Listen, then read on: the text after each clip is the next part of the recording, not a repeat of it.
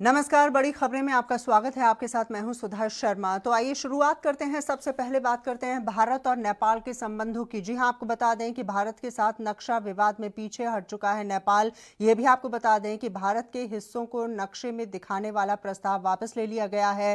संविधान संशोधन की कार्यवाही से प्रस्ताव को हटा दिया गया है और नए नक्शे पर फिलहाल रोक लगा दी गई है। तो इस बड़ी खबर के बारे में जानकारी हम आप तक पहुंचा रहे हैं। किस तरह से नेपाल इस पूरे मामले को लेकर काफी ज्यादा एग्रेसिव नजर आया था। हमने देखा था कि वहां के रक्षा मंत्री जो हैं ईश्वर पोखरेल, उनके द्वारा ये भी कह दिया गया था कि वो युद्ध के लिए भी तैयार है। और इस पूरे मामले में जिस तरह से कार्यवाही की गई, जिस तरह से बातचीत की गई, जिस तरह से पूरे मामले को सुलझाने की कोशिश की गई, उसके बाद मामला अब शांत होता हुआ नजर आ रहा है। जैसा कि जानकारी हम आप तक पहुंचा रहे हैं कि भारत के साथ नक्शा विवाद अब थमता हुआ नजर आ रहा है नेपाल का, और भारत के हिस्सों को नक्शे में दिखाने वाला प्रस्ताव वापस ले लिया गया है। संविधान संशोधन की कार्रवाई से प्रस्ताव को हटा दिया गया है और फिलहाल नए नक्शे पर रोक लगा दी गई है।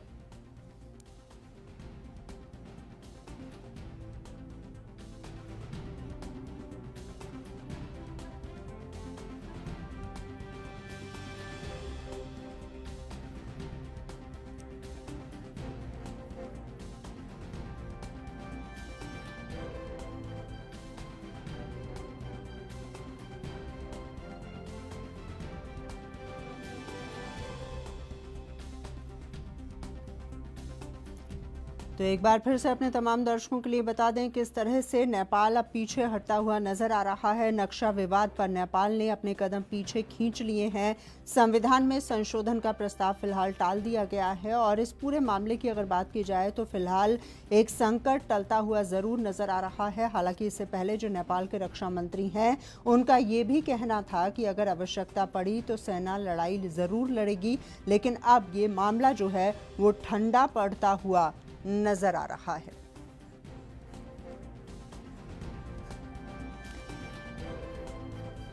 और इसी विषय पर बातचीत करते हैं। डॉक्टर किरोड़ी सिंह इस वक्त हमारे साथ फोन लाइन पर मौजूद हैं, विदेशी मामलों के जानकार हैं। सिंह साहब, हम आपसे ये समझना चाहेंगे, नेपाल का विरोध हमने देखा और इसको लेकर सेना प्रमुख ने भी कहीं ना कहीं अपनी नाराजगी जाहिर की थी। उन्होंने कहा था किसी और के इशारे पर नेपाल चलता हुआ नजर आ रहा है, और अब ये जो पूरा घटनाक्रम देखने को मिल रहा है कि नेपाल पीछे हटा है, इस पूरे परिदृश्य को आप कैसे देखते हैं?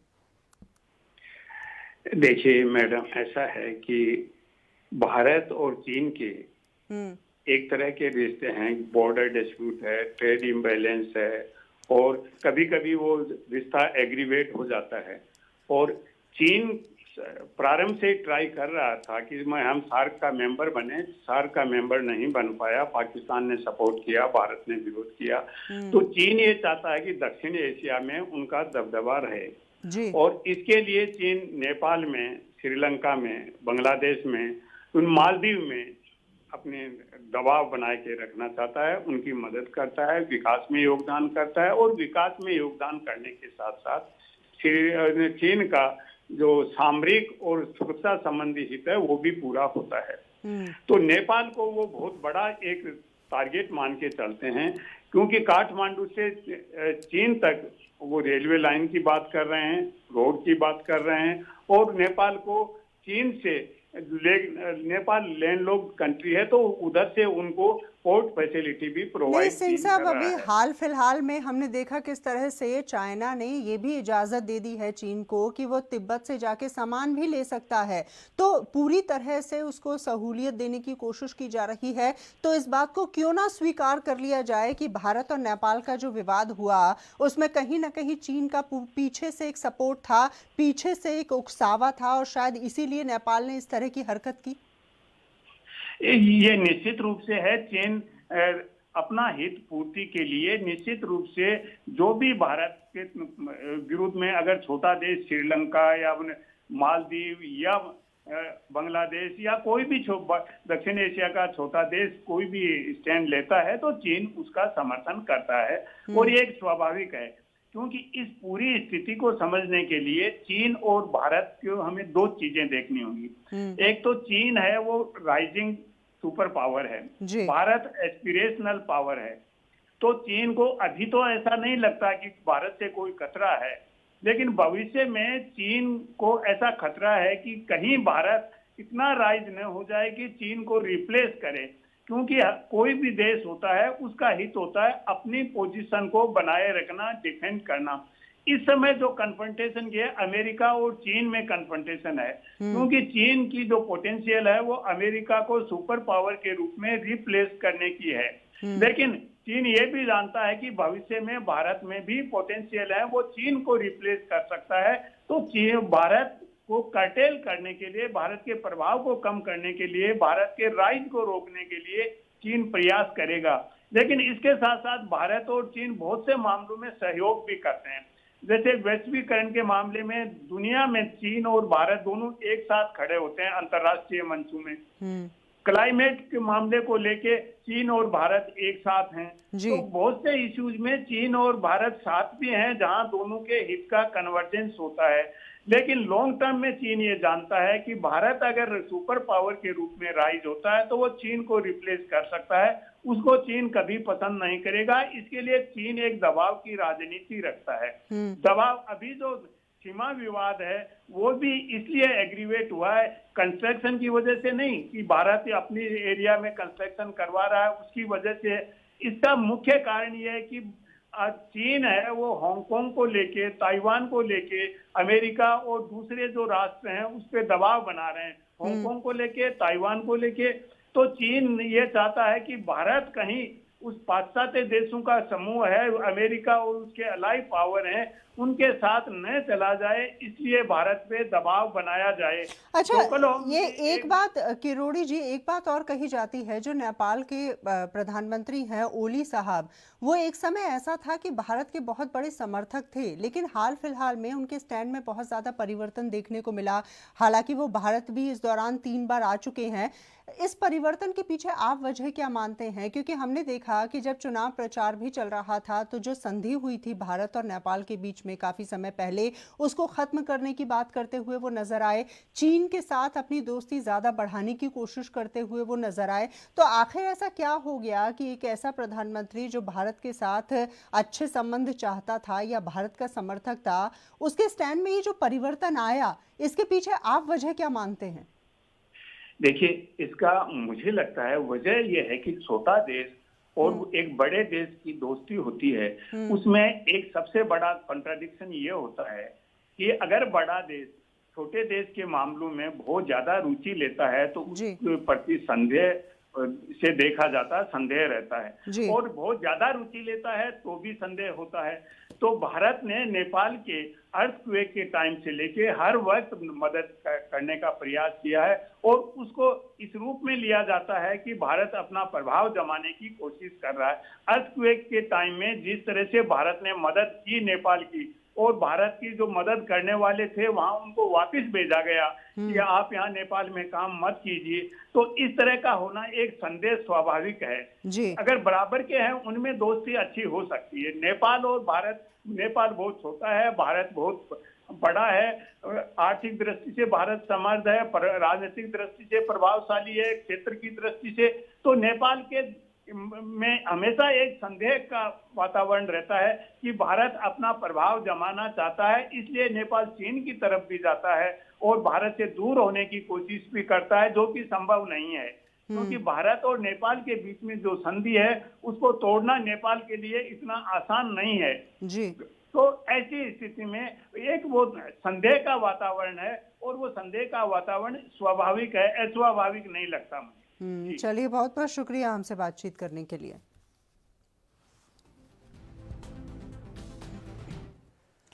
और खबरों में आगे बढ़ते हुए अब बात करते हैं पाकिस्तान की। जी हां, आपको बता दें कि भारत में लॉकडाउन के बीच पाकिस्तान के नागरिकों को राहत देने की कोशिश की गई है। भारत में फंसे हुए पाकिस्तान के नागरिकों को पाकिस्तान वापस भेजा गया है। यह भी आपको बता दें कि अटारी वाघा सीमा से इन्हें वापस भेजा गया है।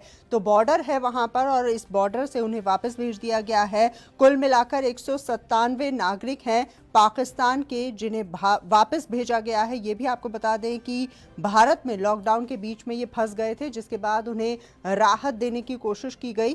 तस्वीरें आप देख सकते हैं किस तरह से पाकिस्तान के तमाम नागरिक जो हैं वो जाते हुए नजर आ रहे हैं बॉर्डर के रास्ते से पाकिस्तान।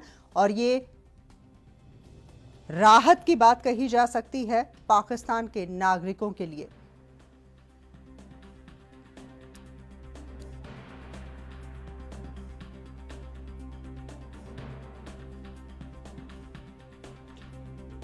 तो एक बार फिर से अपने तमाम दर्शकों के लिए बता दें कितनी बड़ी संख्या में पाकिस्तान के नागरिकों को वापस भेजा गया है, बॉर्डर के रास्ते इन्हें वापस भेजा गया है। ये भी आपको बता दें कि लॉकडाउन के बीच में पाकिस्तान के ये नागरिक हिंदुस्तान में रह गए थे, फंस गए थे, जिन्हें अब भारत सरकार ने राहत देने की कोशिश की है।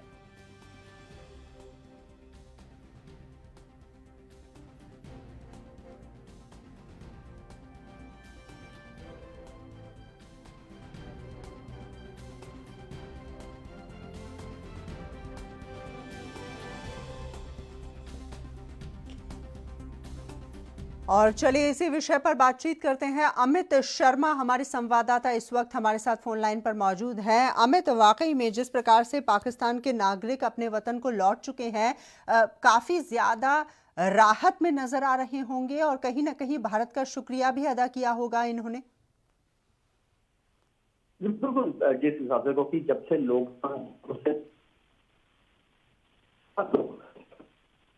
ये बात जी, चलिए हम आपसे बातचीत करने की कोशिश करेंगे। पीसीआर एक बार फिर से इनका कनेक्शन लगाएंगे और इस बीच एक बार फिर से अपने तमाम दर्शकों के लिए बता दें किस तरह से पाकिस्तान के नागरिक जो भारत में फंस गए थे उन्हें वापस भेजने का इंतजाम किया गया। राहत की बात ये पाकिस्तान के नागरिकों के लिए मानी जा सकती है और सीमा से इन्हें वापस भेजा गया है पाकिस्तान के अंदर। और ये भी आपको बता दें कि महाराष्ट्र, मध्य प्रदेश, चंडीगढ़, दिल्ली, हरियाणा, उत्तर प्रदेश और पंजाब में ये नागरिक रुके हुए थे जिन्हें अब पाकिस्तान वापस भेज दिया गया है अटारी वाघा बॉर्डर के जरिए।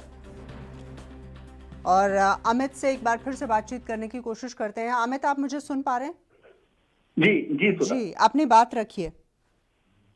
जी सुधा, बिल्कुल जैसे कि जब से ये कोरोना वायरस की वजह से भारत में लॉकडाउन हुआ, पंजाब में कर्फ्यू लगा और अटारी वाघा सरहद की जो सरहदें वो सील कर दी गई थी। कोई भी यहाँ पे जो भी था वो पाकिस्तान जाने पर बिल्कुल पाबंदी लगाई गई थी। लेकिन भारत सरकार के सराहनीय कदम से ये पहली बार नहीं हुआ है कि जब पाकिस्तानी लोग जो भारत में फंसे थे वो अपने वतन जा सके हैं। इससे पहले भी कई पाकिस्तानी लोग जो फंसे थे भारत में वो पाकिस्तान जा पाए हैं और उनके लिए सरहदें खोल दी गई है। हालांकि आम नागरिकों के लिए सरहदें नहीं खोली गई है, लेकिन इनके लिए सरहदें भारत सरकार का सराहनीय कदम है। और आज भी लगभग 170 के करीब जो कि देश के अलग अलग हिस्सों में फंसे हुए थे और आए थे उस समय, लेकिन अभी ये कुल जो सुबह से ही इंतजार कर रहे थे, इनके चेहरे पे साफ खुशी नजर आ रही थी। साथ में ये भारत सरकार का धन्यवाद भी कर रहे थे क्योंकि इनके परिवार जो पाकिस्तान में थे और आधा परिवार यहाँ पे था, किसी काम की वजह से आया था, तो ये आपस में मिल नहीं पा रहे थे। लगभग 3 महीने बाद इन्होंने अपने वतन जाते समय ये खुशी प्रकट की। जी हाँ, वाकई में। और कहीं ना कहीं दुख भी ज़रूर था क्योंकि उन्हें भारत छोड़कर जाना पड़ रहा है, लेकिन खुशी भी उनकी आंखों में साफ तौर से देखने को मिली जब उनकी वतन वापसी हुई है। और इस बीच वाघा सीमा पर पाकिस्तान के रेंजर्स को उन्हें सौंप दिया गया। बहुत बहुत शुक्रिया अमित हमसे बातचीत करने के लिए। तो एक तरफ खुशी का माहौल था, एक तरफ गम भी नजर आ रहा था। कई ऐसे पाकिस्तान के नागरिक थे जो कि भारत से जाते हुए गमगीन भी होते हुए नजर आए। भारत का शुक्रिया भी उन्होंने अदा किया। उनका ये कहना था कि पूरी तरह से उनकी देखभाल की गई और ऐसे में पाकिस्तान के तमाम नागरिक अब पहुंच चुके हैं पाकिस्तान।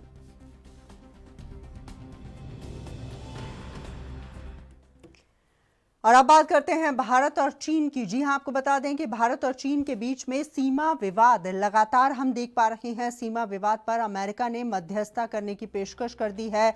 अमेरिका के राष्ट्रपति ट्रंप ने कहा है कि हम मध्यस्थता करने के लिए तैयार हैं। तो एक बार फिर से अपने तमाम दर्शकों के लिए बता दें कि इस तरह से लद्दाख में पूरा मामला गर्माता हुआ नजर आ रहा था भारत और चीन के बीच में, और ऐसे में अब अमेरिका ने मध्यस्थता करने की बात कही है। अमेरिका का साफ तौर से कहना है कि वो इस मामले को सुलझाने के लिए भारत और चीन से बात करने के लिए तैयार हैं।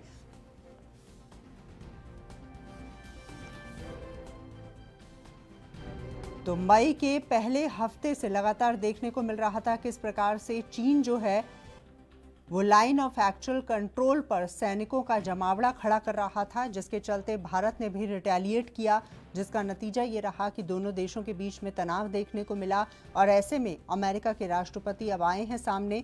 उनका ये कहना है ट्वीट के माध्यम से कि वो भारत और चीन की सहायता करने के लिए, दोनों देशों के बीच में मध्यस्थता करने के लिए तैयार हैं।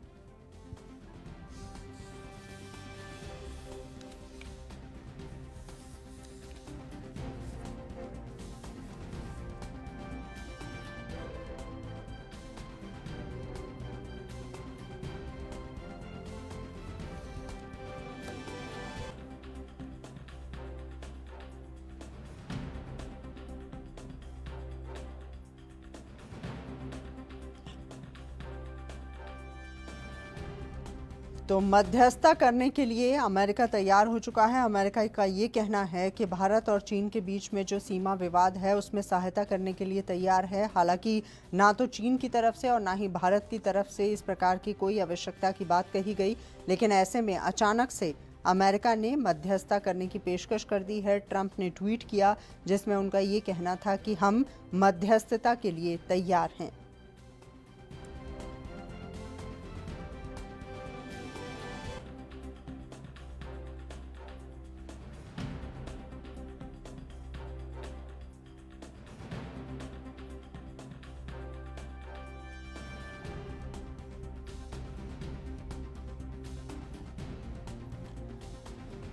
और इस पूरे मामले की अगर बात की जाए तो लगातार देखने को मिल रहा है किस प्रकार से तनाव बढ़ता हुआ नजर आ रहा है। हालांकि इस बीच चीन के नेताओं की तरफ से भी बयानबाजी होती हुई नजर आई।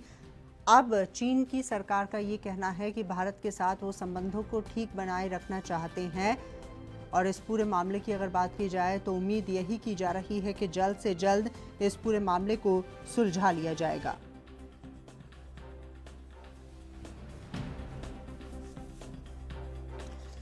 और इसी विषय पर बातचीत करते हैं। जीडी बख्शी साहब इस वक्त हमारे साथ फोन लाइन पर मौजूद हैं, रक्षा विशेषज्ञ हैं। जीडी बख्शी साहब, भारत और चीन के बीच में एक विवाद है और अचानक से अमेरिका के राष्ट्रपति आते हैं, वो ये कहते हैं कि मध्यस्थता करना चाहते हैं हम। अलग ही दुनिया में रहते हैं ट्रंप, और इस तरह की मध्यस्थता की मांग ना तो चीन की तरफ से की गई और ना ही भारत की तरफ से। चलिए उनसे बातचीत हम करने की कोशिश करेंगे। जीडी बख्शी साहब हमारे साथ एक बार फिर से जुड़ेंगे, रक्षा मामलों के जानकार। और ऐसे में अब इस पूरे मामले को लेकर ट्रंप का ये कहना है कि विवाद को सुलझाने में मध्यस्थता करने के लिए वो तैयार हैं। हालांकि इस पूरे मामले को लेकर केंद्र सरकार का रुख स्पष्ट है, और वहीं चीन की सरकार की तरफ से, चीन के प्रवक्ता की तरफ से भी बयान आ चुका है कि इस पूरे मामले को सुलझा लिया जाएगा, हालात नियंत्रण में हैं।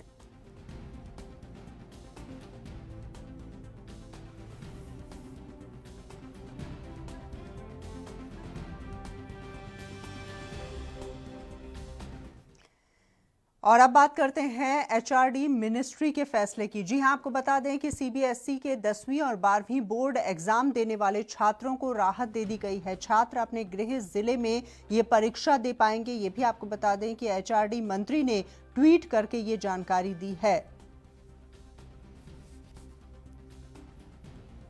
तो 1 से 15 तारीख के बीच में एग्जाम होने वाले हैं, और उससे पहले एचआरडी मंत्री ने साफ तौर से जानकारी दी है। उनका ये कहना है कि इस पूरे मामले में छात्रों को राहत दी जा रही है। 10वीं और 12वीं बोर्ड परीक्षाएं होनी है, और उससे पहले मानव संसाधन विकास मंत्री ने जानकारी दी है। साथ ही उनका ये भी कहना है कि परीक्षा केंद्रों की संख्या को बढ़ाया जाएगा। ये भी आपको बता दें कि इस पूरे मामले में अब ये कहा गया है कि अपने होम सेंटर्स पर वो परीक्षा दे सकते हैं, और इससे जरूर छात्रों को फायदा होगा। ये तमाम ऐसे छात्र हैं जो लॉकडाउन में अपने घरों को वापस लौट चुके हैं, और ऐसे में एचआरडी मंत्री के द्वारा ये कहा गया है कि अपने होम सेंटर्स पर वो एग्ज़ाम दे पाएंगे। कहीं ना कहीं छात्रों के लिए राहत की खबर है।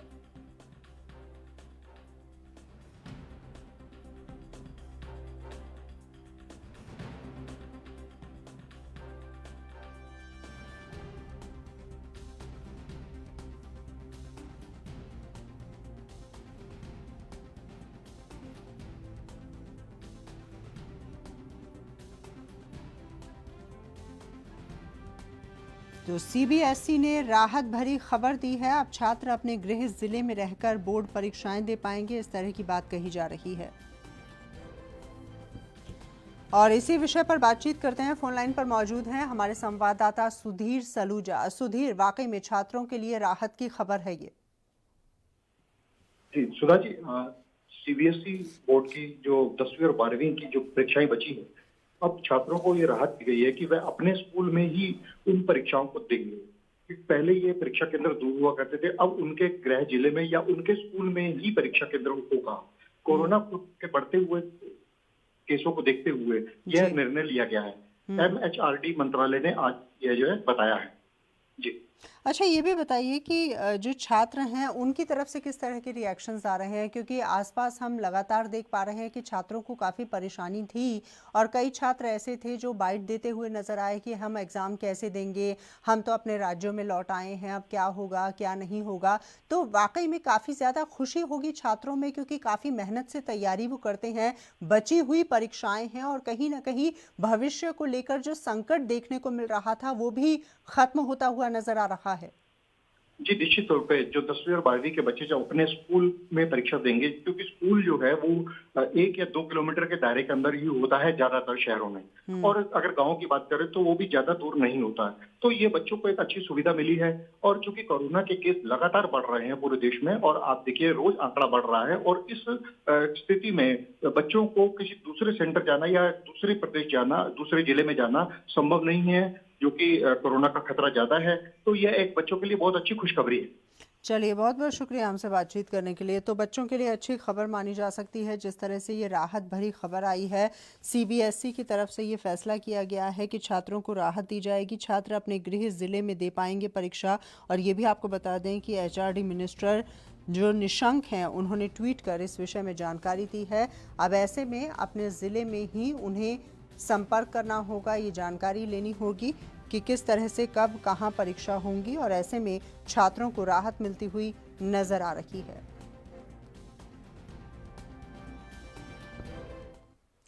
और अब बात करते हैं टिड्डियों की। जी हां, आपको बता दें कि हरियाणा पंजाब के सीमांत जिलों में टिड्डियों के हमले का अलर्ट है। राजस्थान से टिड्डियों का दल आगे बढ़ चुका है। कृषि विभाग के अधिकारियों का अलर्ट है ये, और 7 जिलों में टिड्डियों के हमले की आशंका है। ये भी आपको बता दें कि जहां पर आशंका है वहां पर तमाम तरह की तैयारियां जरूर की जा रही हैं।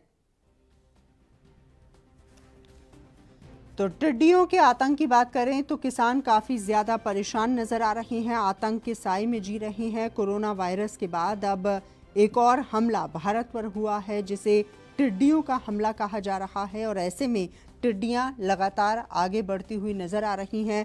हम देख पा रहे हैं किस तरह से किसान काफी ज्यादा परेशान है, हैरान है, और टिड्डियों का आतंक उनके सर चढ़कर बोल रहा है। और ये भी कहा जा रहा है कि किसी भी देश में खाद्यान्न संकट का ये कारण बन सकते हैं जिस तरह से टिड्डियों का हमला होता है, और फसलें जो हैं पूरी तरह से चौपट कर दी जाती हैं टिड्डियों के हमले में। और चलिए इसी मुद्दे पर बातचीत करते हैं। फोन लाइन पर मौजूद हैं हमारे सहयोगी विनीत कपूर। विनीत, आप हमें ये बताइए, टिड्डियों के आतंक की बात करें, पहले कोरोना को लेकर जिस तरह से आतंक था, अब उसके बाद एक और हमला हुआ है भारत के ऊपर, और इस बार टिड्डियों का हमला है, टिड्डियों का आतंक है भारत के किसानों के ऊपर, जनता के ऊपर। बिल्कुल, देखिए उत्तर भारत की बात करें तो उत्तर भारत के कई इलाकों के अंदर, चाहे उसमें हम पंजाब की बात करें, हरियाणा की बात करें, राजस्थान की बात करें, तो इन इलाकों में जो इनके कैसे सीमावर्ती इलाके हैं वहां पर टिड्डी दल का आतंक जो है वो जरूर देखने को मिल रहा है, और किसानों की कई एकड़ फसल जो है वो इस टिड्डी दल ने तबाह कर दी है इस वक्त, क्योंकि किसानों की खेत के अंदर सरसों की फसल जो है वो तैयार खड़ी है। तो ऐसे में इस समय ये टिड्डी दल का जो हमला उसके ऊपर हुआ है तो वो फसल जो है वो बड़े लेवल पर खराब होती हुई नजर आई है। इसी वजह से सीधे तौर पर कहीं ना कहीं जो किसान है वो सरकार से मुआवजे की अपील करते नजर आ रहे हैं, क्योंकि पहले भी देखने में आया था कि टिड्डी दल का इसी तरह का आतंक जो है वो कॉटन की फसल के ऊपर देखने को मिला था, और अब सरसों की फसल पर इस तरह का आतंक देखने को मिला। और जो पाकिस्तान के आसपास के इलाके हैं वहां पर इसका ज्यादा असर देखने को मिल रहा है, क्योंकि ये कहा जा रहा है कि पाकिस्तान की तरफ से ही टिड्डी दल जो है वो ये हमला करता हुआ भारत के अंदर नजर आया। जी जी हाँ, वाकई में तो काफ़ी बड़ा खतरा ये माना जा सकता है। और विनीत, ये एक बात जो कही जाती है वो ये है कि किसी भी देश के खाद्यान्न संकट के लिए ये टिड्डी जिम्मेदार हो सकते हैं। और हमने देखा किस तरह से मध्य प्रदेश की बात करें या कुछ अन्य राज्यों की बात करें, वहां पर फसलों को चौपट कर दिया टिड्डियों ने। बिल्कुल, देखिए सीधे तौर पर मिनट लगाते हैं खेतों के खेत खाली करने में। और जिस तरह से ये टिड्डी दल जब खेत में पहुंच जाता है तो उसके बाद कुछ ही सेकंडों के अंदर, कुछ ही मिनटों के अंदर पूरी की पूरी फसल को सफाचट करने में देर नहीं लगाता। तो ऐसे में पहले भी जो बीटी कॉटन की फसल हुई थी उसके अंदर इसका असर देखने को मिला था, और अब सरसों की जो फसल है उस पर इसका असर जो है वो बड़े लेवल पर देखने को मिल रहा है कि खेतों के खेत ये जो टिड्डी दल है ये फसल खराब करता हुआ नजर आ रहा है। हालांकि जो सरकारें हैं वो जरूर एहतियात के तौर पर अलर्ट जारी करते हुए इनसे निपटने की तैयारी कर रही हैं, और कई जगह पर तो अभियान शुरू भी हो चुके हैं, लेकिन बड़े लेवल पर फसलें जो हैं वो खराब होती हुई नजर आ रही हैं। जी चलिए, वाकई में बहुत बहुत शुक्रिया हमसे बातचीत करने के लिए। संदीप अग्रवाल जयपुर से इस वक्त हमारे साथ फोन लाइन पर मौजूद हैं। संदीप, हम आपसे ये जानना चाहेंगे कि जयपुर के रिहायशी इलाकों में हमने देखा किस तरह से टिड्डी वहां पर मौजूद थे और किस तरह से लोग उन्हें लगातार भगाने की कोशिश करते हुए नजर आए, और काफी बड़ी संख्या में टिड्डी दल वहां पर मौजूद थे। क्या स्थिति है फिलहाल, और उस समय की बात अगर हम करें तो लोगों में कितना आतंक था? देखिए सुधा, जिस प्रकार से कोरोना महामारी एक बहुत बड़ा तूफान बन के आया था आमजन की जिंदगी में, वहीं पे राजस्थान में अगर बात करें कोरोना कहर के बाद में भीषण गर्मी की बात करें, उसने भी एक सितम ढाया है, क्योंकि लगातार पारा हाई लेवल पे जा रहा है। वहीं पे तीसरा नया ये कहे कि एक मुसीबत बन के सामने आई टिड्डी दल, जो अभी तक तकरीबन 51,000 हेक्टेयर भूमि पर जो फसल खड़ी थी उसको चौपट कर चुका है। वहीं पर 21 जिलों को प्रभावित कर चुका है। और अगर बात करें रिहायशी इलाकों की, तो जयपुर में भी टिड्डियों ने अपना कहर बरपाया है, और जयपुर सहित तकरीबन आसपास के जो भी रिहायशी इलाके थे उनमें लगातार टिड्डियों का प्रकोप जारी है। लोग जो छतों पे खड़े होकर थालियां, पीपे या खाली बर्तन यंत्र बजा रहे हैं, धुआं कर रहे हैं कि कैसे भी टिड्डियों से निजात पाई जाए। लेकिन टिड्डियां जो है कि लगातार निकलती जा रही दलों के दल जो है सैकड़ों की तादाद में, हजारों की तादाद में ये कहे कि टिड्डियां भ्रमण करती नजर आती है, और जहां पर भी हरियाली देखती है वहीं पे बह जाती है, और 15-20 मिनट में ही पूरा पेड़ का पेड़ साफ कर देती है, चरकत देती है। जी हाँ, वाकई में। और संयुक्त राष्ट्र संघ की अगर बात की जाए तो उनकी एक रिपोर्ट आई थी जिसमें कहा गया था कि ये तकरीबन 4 से 5 करोड़ का टिड्डी दल होता है, और 35,000 लोगों का खाना ये एक बार में खा जाते हैं। इतनी बड़ी संख्या में खाद्यान्न का संकट ये पैदा कर सकते हैं, और कहीं ना कहीं चिंता का विषय है, क्योंकि ये बात भी कही जा रही है कि 1993 के बाद इतनी बड़ी संख्या में टिड्डी जो हैं वो हिंदुस्तान पहुंचे हैं। बहुत बहुत शुक्रिया संदीप बात करने के लिए।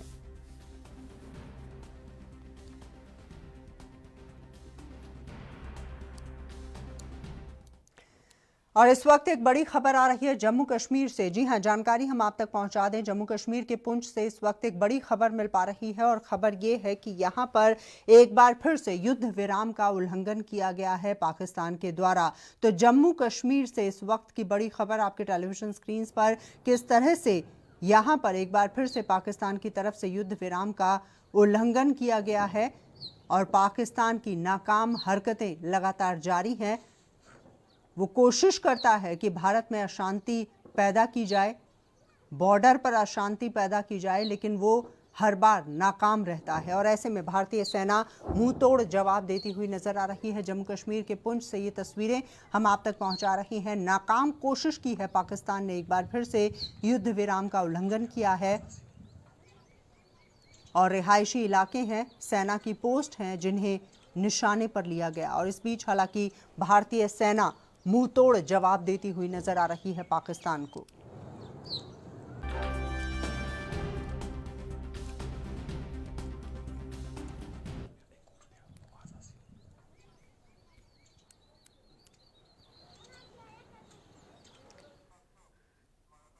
और इसी विषय पर बातचीत करते हैं। फोन लाइन पर मौजूद हैं हमारे संवाददाता रविंद्र श्रीवास्तव। रविंद्र, क्या जानकारी आपके पास?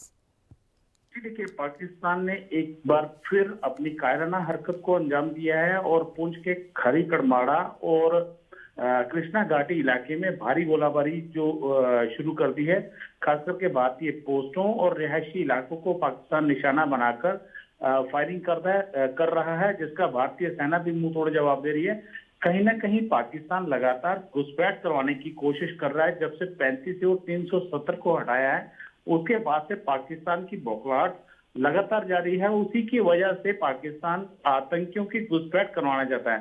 हालांकि कोरोना काल के अंदर देखा जाए तो जो आतंकी कोरोना से संक्रमित है उनकी भी घुसपैठ जो है वो पाकिस्तान करवाना चाहता है, क्योंकि घाटी के अंदर लगातार जिस तरह से कोरोना के मरीजों की संख्या बढ़ रही है उसको देखते हुए पाकिस्तान उन संक्रमित आतंकियों के इस पार भेज रहा है ताकि यहाँ पर भी संक्रमण का खतरा और बढ़े। लेकिन सेना की एडवाइजरी और सेना को खास करके दिशा निर्देश जो दिए गए हैं उसी के चलते उनको सेना के जवानों को कहा गया है कि अगर कोई घुसपैठ करता आतंकी मर जाता है तो उसकी बॉडीज को उठाने के लिए पीपीई किट और जो भी दिशा निर्देश दिए गए हैं उसी के मुताबिक उनको वहां से उठाया जाए। लेकिन पाकिस्तान आपको बताऊं कि लगातार खास करके एलओसी को टारगेट कर रहा है ताकि आतंकियों की घुसपैठ जो है वो करवाई जा सके। चलिए, बहुत बहुत शुक्रिया रविंद्र हमसे बातचीत करने के लिए। तो भारतीय पोस्ट और रिहायशी इलाकों को निशाने पर लिया गया है।